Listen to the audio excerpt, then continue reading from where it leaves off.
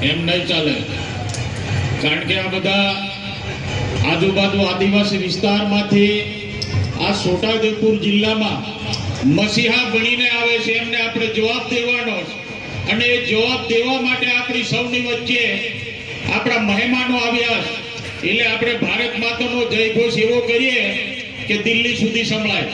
બોલો ભારત માતા કી, બોલો ભારત માતા કી, વંદે વંદે બિરસા મુંડા ભગવાન કી.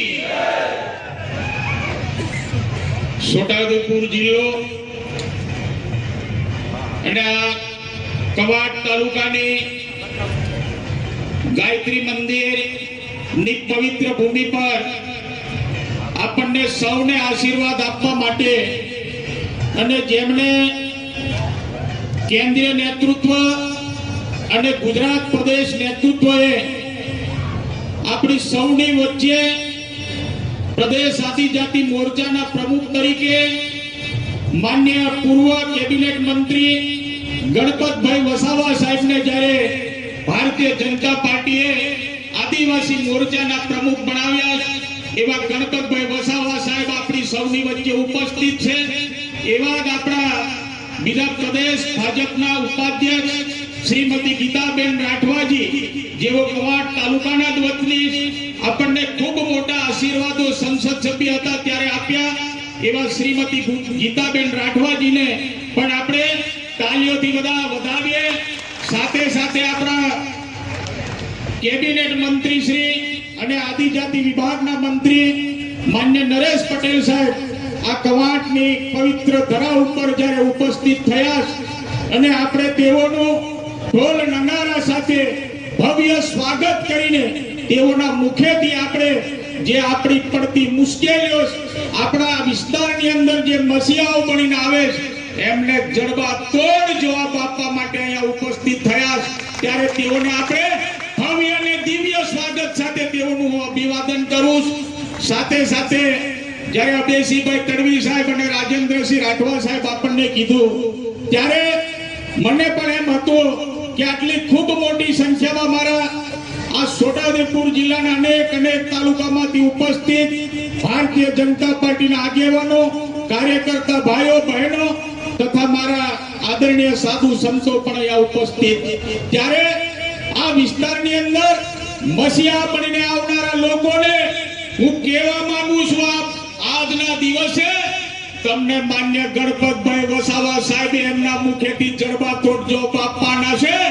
સાથે સાથે આપણા કેબિનેટ પ્રધાન જેઓ આપણા રાઠવા સમાજના જાતિના પ્રશ્નો માટે એમને આપણને ખૂબ મોટા આશીર્વાદો દીધા, જેના કારણે હું ધારાસભ્ય તરીકે અહીંયા તમારી સૌની વચ્ચે તમારી સામે ઉપસ્થિત એવા આશીર્વાદો આપણને જ્યારે ભારતીય જનતા પાર્ટીની સરકારમાં પ્રાપ્ત થયા, ત્યારે આ વિસ્તારના આગેવાનો, કાર્યકર્તા ભાઈઓ, માતાઓ, બહેનો, આદરણીય સાધુ સંતોને કહેવા માંગુ છું, કોંગ્રેસની સરકાર વર્ષોથી રાજ્યમાં અને કેન્દ્રમાં રાજ કરતી હતી. આપણને બધાને ખ્યાલ છે આદિવાસીઓના મસીહા કોને કહેવાય કે ગોજારિયા ગામે એકલવ્ય મોડેલ સ્કૂલ, જીએલઆર સ્કૂલ આપણને દીધી કોની સરકારમાં? તો કે ભારતીય જનતા પાર્ટીની સરકારમાં દેશના પ્રધાનમંત્રી નરેન્દ્રભાઈ મોદી સાહેબના આશીર્વાદો થકી આપણને આ વ્યવસ્થા મળી. તો આપણે બધા નક્કી કરી આદિવાસીઓના મસીહા કોણ કહેવાય? તો આદિવાસીઓના મસીહા દેશના પ્રધાનમંત્રી નરેન્દ્રભાઈ મોદી સાહેબ, અહીંયા ઉપસ્થિત આપણા ગણપતભાઈ વસાવા સાહેબ અને આપણા નરેશ પટેલ સાહેબ આપણા આદિવાસીઓના મસીહા. બીજી પણ તમને વાત કહેવા માંગુ, આ વિસ્તારની અંદર ખૂબ ગુમરાહ કરીને મારા ભારતીય જનતા પાર્ટીના કાર્યકર્તાઓએ દેશના પ્રધાનમંત્રી નરેન્દ્રભાઈ મોદી સાહેબના હૃદય સાથે જ્યારે મારો કાર્યકર્તા જોડાયો ત્યારે અહીંયા તમને હવે જડબા તોડ જવાબ આપીને આજ ભારતીય જનતા પાર્ટીની સરકારમાં તમે વર્ષોથી પ્રશાસનમાં હતા, શાસનમાં હતા, પરંતુ અમારા આદિવાસી વિસ્તાર માટે ઉંમર ગામથી અંબાજી વિસ્તાર માટે કોઈ પણ પ્રકારની ચિંતા કરી નથી. જ્યારે દેશના પ્રધાનમંત્રી નરેન્દ્રભાઈ મોદી સાહેબ રાજ્યના મુખ્યમંત્રી હતા ત્યારે આપણને બધાને ખ્યાલ છે, હું અહીંયા ગર્વથી કહેવા માંગુ છું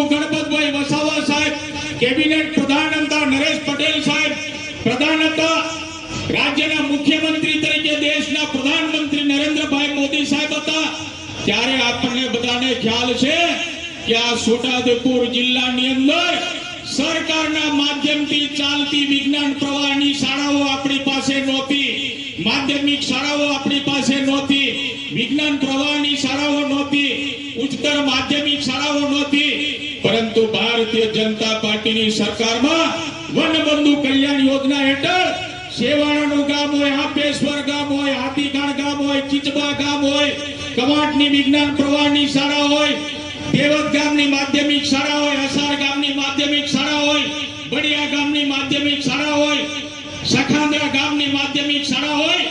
આ આશીર્વાદો આપણને દેશના પ્રધાનમંત્રી નરેન્દ્રભાઈ મોદી સાહેબના આશીર્વાદ અને રાજ્યના સન્માનીય મુખ્યમંત્રી ભૂપેન્દ્ર પટેલ સાહેબના આશીર્વાદો આપણને પ્રાપ્ત થયા છે. અહીંયા આજુબાજુથી આદિવાસી વિસ્તારમાંથી મસીહા બનીને આવે છે. તમારી સરકારો તાલુકામાં પણ નથી, જિલ્લામાં પણ નથી, રાજ્યમાં પણ નથી, કેન્દ્રમાં પણ નથી. તમારો કોઈ પણ પ્રકારનો સારો વિચાર અમારા માટે નથી. તમે આ વિસ્તારની અંદર એક પણ ઈંટ મૂકવા માટે સક્ષમ નથી. કેમ કે તમે સરકારમાં શેત નથી. અમારી ભારતીય જનતા પાર્ટીની સરકારે અમારા આદિવાસીઓ માટે જ્યારે વિકાસ કરી છે ત્યારે આપણી સૌની વચ્ચે માન્ય આપણા ગણપતભાઈ વસાવા સાહેબ, નરેશ પટેલ સાહેબ પણ આપણને જ્યારે માર્ગદર્શન આપવાના છે. પરંતુ જ્યારે અભયસિંહભાઈ તડવી સાહેબ ડુંગર પટ્ટા વિસ્તારની વાત કરી ત્યારે આપણને સૌને ખ્યાલ કે કડી પાણીથી આપેશ્વરનો માર્ગ, આપેશ્વરથી માંડીને ચડુલીથી માંડીને નસવાડી બોર્ડર સુધીનો જે ડુંગરાળ વિસ્તાર, જ્યાં મુખ્ય માર્ગથી માંડીને ફળિયાને જોડવાનું હોય, કોઈ ગામને જોડવાનું હોય તો વર્ષો પહેલા આપણી પાસે આ શક્ય નહોતું. પરંતુ ભારતીય જનતા પાર્ટીની સરકારમાં રાજ્યના સન્માનીય મુખ્યમંત્રી ભૂપેન્દ્ર પટેલ સાહેબના આપણને આશીર્વાદો પ્રાપ્ત થયા. અને જે તમે બાકી રાખીને ગયા હતા, વર્ષો સુધી તમે શાસનમાં હતા, આપેશ્વરથી માંડીને ચડુલી સુધીને આખા કવાંટ વિસ્તાર અને મારી 138 વિધાનસભા ક્ષેત્રમાં મુખ્ય ગામથી માંડીને મુખ્ય માર્ગ સુધી કોઈ ફળિયાને જોડવાનું આપણી સરકારમાં કર્યું નથી. એક કામ અમે ભારતીય જનતા પાર્ટીની સરકારમાં રાજ્યના સન્માનીય મુખ્યમંત્રી ભૂપેન્દ્ર પટેલ સાહેબના આશીર્વાદો થકી આપણે બધા કરી રહ્યા છીએ. સૌને મેં અહીંયા વિનંતી કરું છું, મારા આદરણીય સાધુ સંતો, મારા નવયુવાનો, મારા ભારતીય જનતા પાર્ટીના દેવોથી દુર્લભ એવા મારા સન્માન્ય કાર્યકર્તાઓ જ્યારે ઉપસ્થિત, ત્યારે આવનારી ચૂંટણીઓની અંદર જિલ્લા તાલુકા પંચાયતની અંદર આપણે એમને જડબાતોડ જવાબ દેવાનો. જેમને એક પણ ઈંટ નથી મૂકી એ લોકો છોટાઉદેપુર જિલ્લામાં આવીને મસીહા બનીને મારા આદિવાસી વિસ્તારને ગુમરાહ કરવાનું કામ કરે છે. ત્યારે સૌ આગેવાનોને અહીંયા સ્ટેજ પર બિરાજમાન તમામ મારા પદાધિકારીઓને કહેવા માંગુ છું, આ પ્રથમ બેટિંગ છે. હજુ બીજી બેટિંગ કરવાની તૈયારીમાં, એટલે કોઈ પણ ચિંતા કરવાની જરૂર નથી.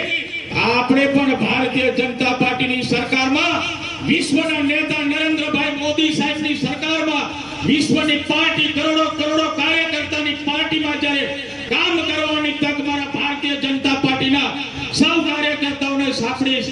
ત્યારે આજ ભારતીય જનતા પાર્ટીની સરકારમાં રાજેન્દ્રસિંહ રાઠવા સાહેબ કીધું એ પ્રમાણે સિંચાઈની સુવિધા માટે પણ નદીઓ પર 8 બંધ બાંધીને મારા અહીંયા ઉપસ્થિત જે મહેમાનો એમના મુખેથી પણ કહેવાના. પરંતુ એ પણ ચિંતા અમે ભારતીય જનતા પાર્ટીની સરકારમાં જ કરવાના. આપણા આદિવાસી વિસ્તારમાં જો ડોક્ટર બન્યા હોય તો આ ભારતીય જનતા પાર્ટીની સરકારમાં જ બન્યા. ભૂતકાળની સરકારમાં વિજ્ઞાન પ્રવાહની શાળાઓ નહોતી, સાયન્સનું શિક્ષણ જ આપણા વિદ્યાર્થીઓ લીધું નથી, તો પછી ડોક્ટર બનવાની વાત જ ક્યાં. પરંતુ સન્માનીય દેશના વડાપ્રધાન જ્યારે રાજ્યના મુખ્યમંત્રી હતા ત્યારે એમને આપણા આદિવાસી વિસ્તારના વિદ્યાર્થીઓ મેડિકલની પ્રવેશ પ્રક્રિયામાં પાસ થાય એ પ્રકારના તાલીમ વર્ગો શરૂ કર્યા, એ પ્રકારનું માર્ગદર્શન મળ્યું, જેના કારણે છોટાઉદેપુર જિલ્લામાં પણ બોડેલી હોય, કવાંટ હોય, પાનવડ હોય, છોટાઉદેપુર હોય, જેતપુર પાવી હોય, ત્યાં દરેક જગ્યાએ રાઠવા કમલભાઈ, રાઠવા ભરતભાઈ, રાઠવા ફલાણાભાઈના બોર્ડ લાગ્યા. એનું કારણ ભારતીય જનતા પાર્ટીની સરકાર અને દેશના વડાપ્રધાન નરેન્દ્રભાઈ મોદી સાહેબના આશીર્વાદો આપણને પ્રાપ્ત થયા. હજુ પણ જે કામો બાકી રહી ગયા છે, એ કામો માટે ફરીથી પણ છોટાઉદેપુર જિલ્લાનું જે ભારતીય જનતા પાર્ટીનું નેતૃત્વ છે, એ નેતૃત્વને મારો ભારતીય જનતા પાર્ટીનો કાર્યકર્તા ખભેથી ખભા મિલાવીને આપણું ભારતીય જનતા પાર્ટીનું સંગઠન મજબૂત બને એના આપણે હજુ પણ વધારે સહિયારા પ્રયત્નો કરવાના છે.